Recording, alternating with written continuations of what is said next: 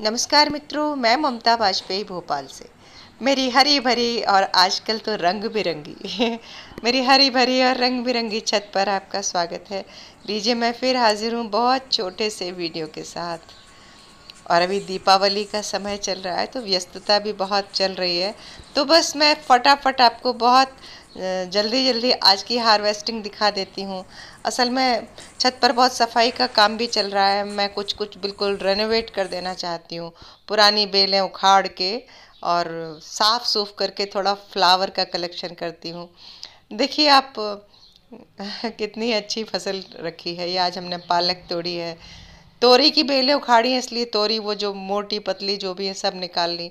कुछ करेले की बेलें भी उखाड़ी हैं और कुंदरू नहीं उखाड़ी, कुंदरू तो अभी फल रही है, बहुत अच्छी फल रही है। तो चलिए आप देख लीजिए कि क्या क्या सब्जी आज निकली है और थोड़ी सी बातें भी कर लेते हैं। गार्डनिंग की बात चलेगी, छत की बात चलेगी, तो कुछ थोड़ी जानकारी और कुछ प्रश्नों के उत्तर, कुछ समस्याओं की बात। सबसे पहले तो कुंदरू देख लीजिए किस किस कदर फल रही है।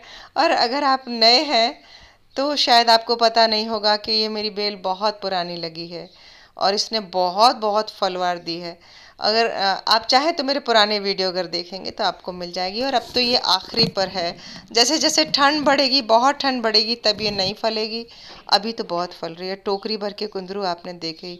ये हर 4 से 5 दिन में इतनी फसल निकल आती है। तो ये कुंदरू कैसे लगाते हैं मैं एक बार फिर रिपीट कर देती हूँ। पुराने लोगों को मैं बता चुकी हूँ। मैंने ये कलम से लगाई है। मेरी एक मित्र है यहीं जो नागपुर से मेरे लिए स्पेशल एक कलम डेवलप करके लेकर आई थी। और अब यहाँ मेरी छत पर ये भरपूर अच्छे से फैली हुई है, पूरे वजूद के साथ है ये। और अब बरसात के दिनों में अगर हम इसको कटिंग से लगाएंगे तो बहुत इजी है। और ये जंगली टाइप का देसी पौधा है, एक्चुअली हाइब्रिड या ऐसा कुछ नहीं है। तो ये बहुत केयर नहीं मांगता और ये बहुत आराम से सरवाइव करता है। और मेरा ये अपना अनुभव है कि छत पर जो देसी चीज़ें हैं जो हमारे देश में, हमारे प्रदेश में जहाँ हम रहते हैं, मैं जैसे एमपी में हूँ, तो भोपाल के आसपास मध्य प्रदेश की माटी में जो चीज़ें इजीली उगती हैं वो अगर मैं छत पे लगाती हूँ तो वो बहुत आसानी से हो जाती हैं। और कुछ नया ट्राई करो तो उसमें बहुत दिक्कत आती है। और इन दिनों मैं सब बेलें जो हटा रही हूँ, रेनोवेट कर रही हूँ, उसका कारण मैं बताऊँ। पिछले 4-5 दिन से एकदम से हमारे यहाँ ठंड बढ़ी और जैसे जादू होता है वैसे अचानक से पूरी बेलों पर माऊ ने अटैक कर दिया। आप लोग हमेशा मुझसे पूछते रहते हैं, अब मैं आज आपको खुद ही बता रही हूँ कि इवन ये जो कुंदरू है इसके पत्तों में भी माऊ लगी है। पहले तो इसके पीले पत्ते और वो माऊ जो काले रंग के एफिड्स होते हैं, जो वो छोटे छोटे बारीक कीड़े, वो जो शेवंती में भी आते हैं और इसमें लौकी वगैरह में भी आते हैं, अभी इसने इस कदर अटैक किया है कि सारी बेलों पर है और बैंगन के पत्तों पर है। तो मैंने सुबह से हम दोनों ने यही किया है कि जो पत्ते हैं वो काट काट के बीन बीन के फेंक रहे हैं। और जो लौकी की पुरानी बेलें हैं, करेले की बेलें हैं, तो हमने सोचा कि अब बस इनके फल तो खा लिए हैं, एक दो फलवार और हो सकती थी अभी, पर अब जब इतना कीटों का अटैक है तो उनको उखाड़ के फेंक दिया। ये बता इसलिए रही हूँ कि जब आप लोग इससे जूझते हो तो आप भी यही करो।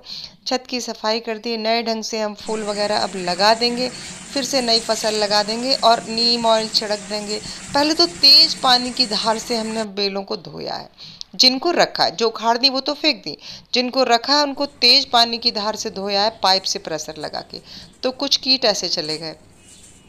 फिर अब हम इस पे जो हमारी जो अदरक, हरी मिर्च, लहसुन की चटनी होती है वो भी छिड़केंगे, जहाँ जहाँ हमारी स्प्रे गन पहुँच जाएगी वहाँ वहाँ। और बस ऐसे ही करते करते वो कीड़ों से जूझते जूझते हफ्ता 2 हफ्ता निकल जाएगा और ये धीरे धीरे एक समय के बाद ये अटैक अपने आप कंट्रोल होता है, कम होता है। इस बीच कुछ पौधे हमारे मरेंगे, कुछ सरवाइव करेंगे। मैं कैसे मेंटेन करती हूँ यही डिस्कस कर रही हूँ। मेरी भी 100% चीज़ें होती नहीं हैं और मैं सोच रही हूँ उसमें से जो बहुत ख़राब हो जाएंगी कीड़ों से उन्हें मैं उखाड़ दूँगी, हटा दूँगी। और फिर मैं उनकी जगह, अभी तो सीजन है तो मैं टमाटर मिर्च की पौध कहीं मिल जाएगी तो मैं वो लगा दूँगी, या कुछ भी धनिया पत्ती बो दूँगी। अभी तो बहुत कुछ बोया जा सकता है। अब सर्दियों की सारी फसलें बोई जा सकती हैं।